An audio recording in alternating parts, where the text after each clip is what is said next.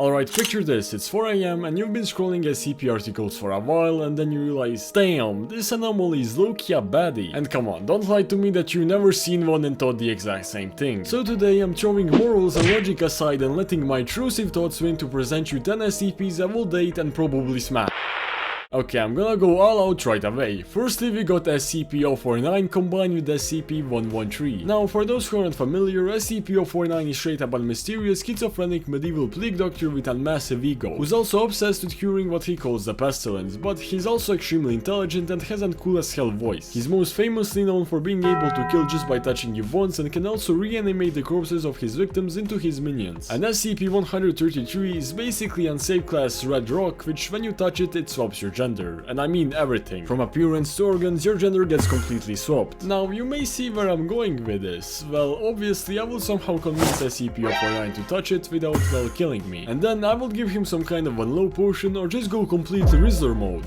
Hi 049, I heard you're good at curing things. How about you cure my loneliness? Now, you may be wondering, why the hell would I date a medieval plague doctor? And, well, what kind of a question is that? There is so many benefits. Number 1, goth girls are hot. I personally like wearing all black Adidas in real life, not because I'm goth, I mean, I don't know why I do it, I just like it, I guess. So having a girlfriend that wears all black will literally be a dream, especially if she looks like this. Like, come on, do I really gotta say anything here? Like, god damn! Number 2, she's extremely intelligent and immortal. As I mentioned, 049 is, a tiny bit special, but she's damn smart and having a doctor as your girlfriend is literally a lifesaver. You can just be walking one day, trip and... Fuck, I broke my leg, gang. And then she's like, yeah, I got you, babe. Oh, wow. Thank you. Or like, if you got stage 3 cancer, forget chemotherapy and all of that Breaking Bad bullshit, I'm sure she could cook up some magic potion to fix me. And hell, even if I die, she can literally just reanimate my corpse and turn me into a zombie so we can be happy together forever. Number 3, she can kill with one touch. Imagine being drunk in a bar and pissing off a group of MMA boxers and they're about to whoop your ass. Well, no worries, just let your girlfriend know and she will take care of it, assuming they don't shit themselves immediately when they see a motherfucking plague doctor walking towards them. Oh wow, did you really bring your girlfriend to protect you? The fuck she's gonna do? Guys! Yeah, so you see, I kinda gotta go. I think I left my switch on. Yeah, bye. And number 4, her voice. Now, we can all agree that 049 has a cool, and if you're into that, a pretty hot voice. I sense the disease in you. Now, imagine if we added estrogen to that voice. Like, man, you'd literally have a walking ASMR channel to spend your whole life with. You know what, writing this script really made me realize how bad I need a god's plague doctor girlfriend. Like, you better watch the fuck out the SCP Foundation. I'm enlisting the Chaos Insurgency, raiding your site and dating your damn SCP-049, and there's no way you're gonna stop me. Because I got the power of friendship, of love, and of great determination.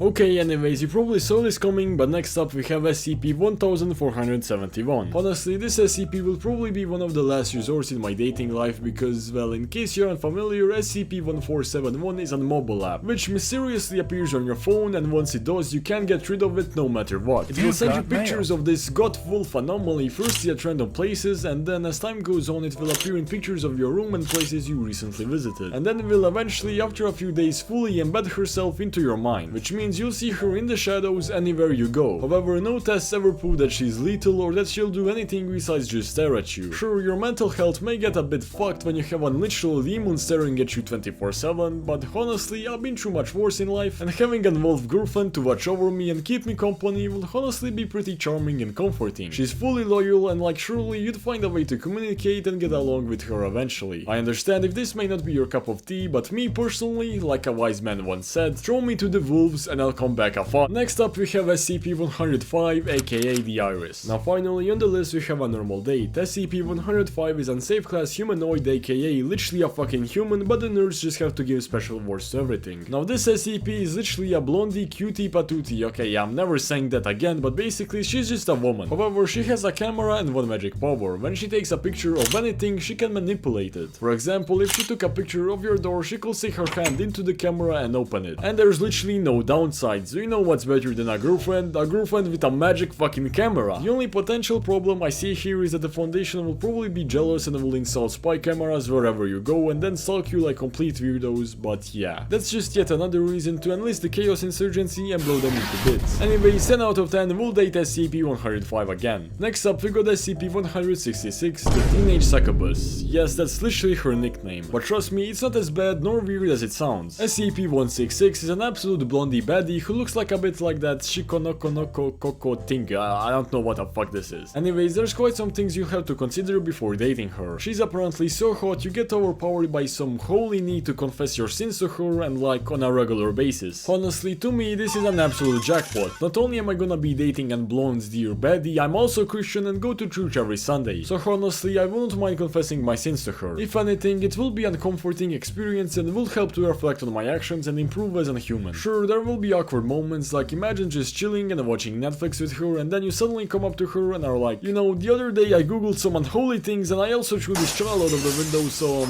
can you please forgive me? And there's also one more downside. You see, this girl origins from a cult known as the Church of the Broken God, and apparently her mother did some stuff back there, so they're still actively trying to steal her back, which means you will have to either be constantly escorted and monitored by the SCP Foundation, or somehow you'd have to deal with the crazy Shadow Wizard money gang all by yourself, which, well, is just annoying as hell. Imagine cuddling in bed and then you see a bunch of dudes in robes outside your window casting spells and are like, "Return to us, the Celestial One, your destiny with the spirit of it." Like, man, shut the fuck up, don't you see we're busy here? But yeah, honestly, assuming I'm in a safe environment with her, definitely a 10 out of 10 will date and confess my sins to her again.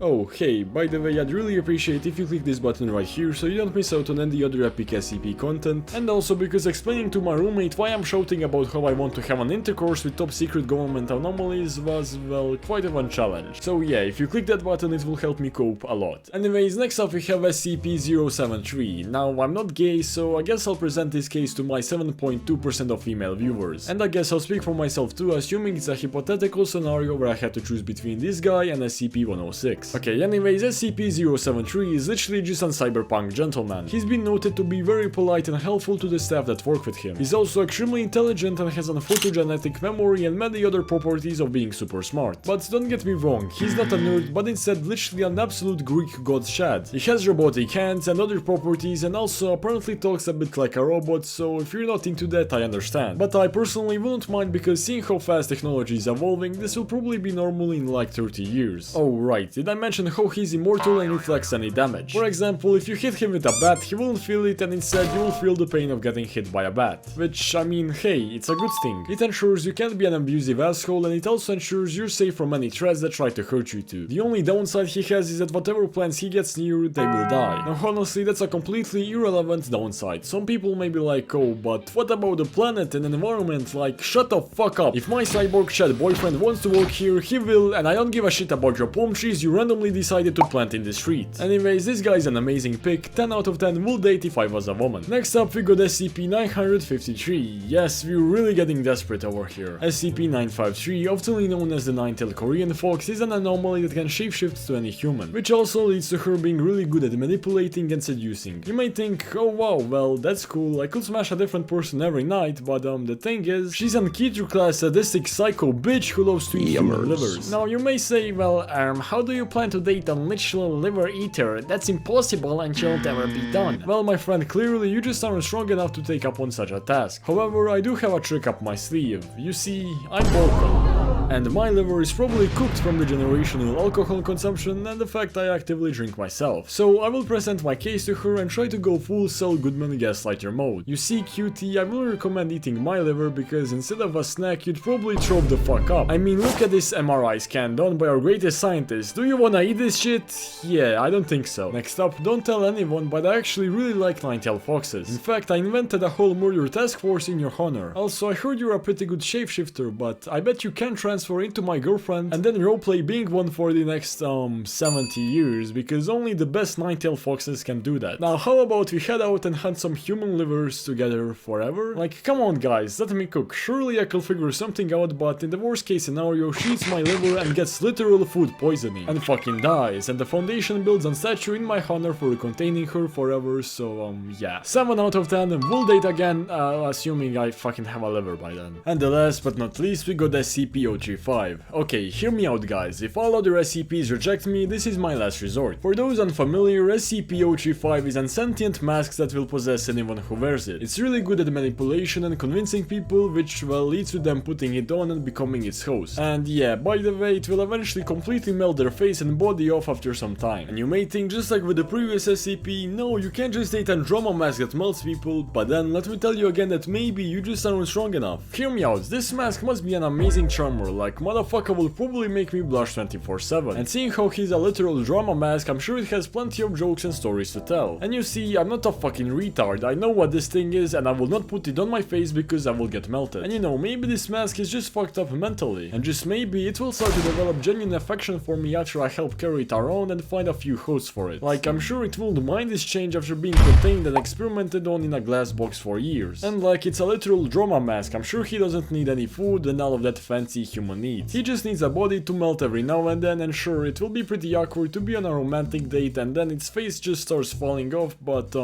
yeah, I won't mind. Sure, it will be a toxic relationship, but I mean, I think I could genuinely fix this mask without ever putting it on. And if needed, I will put on a dream mask to assert dominance and ensure I never put him on. Assuming bro doesn't just kill himself when he finds out his low partner will wear a dream mask every day forever. Anyway, 6 out of 10 will date and fix this mask in the absolute last resort scenario again. Is there any SCPs you will date that I didn't mention, and do you agree with my opinions? Make sure to drop a comment below. Also, make sure to click this button right here to not miss out on any other epic SCP content, and also because if you don't, I'll let my SCP-035 wife melt your face. Anyways, thank you a lot for watching, and I mean it, like, I really appreciate you. Take care, and I'll see you next time.